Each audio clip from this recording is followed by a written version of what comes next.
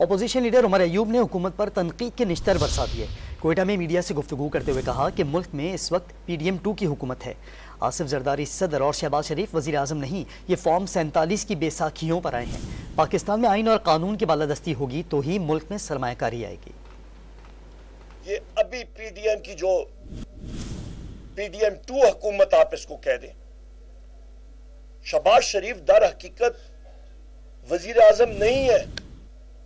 वो और उसकी पार्टी के अक्सर लोग फॉर्म 47 के बदौलत उसकी बैसाखियों पे आए हैं। आसिफ अली जरदारी दर हकीकत सदर नहीं है, वो फॉर्म 47 की बैसाखियों पे आए हैं। हम चाहते हैं कि मुल्क मजबूत हो, फले फूले, ये हमारा नस्बुल है। जिस वक्त पाकिस्तान में आइन और कानून होगा, आइन और कानून की बालादस्ती होगी, पाकिस्तान में सरमायाकारी आएगी।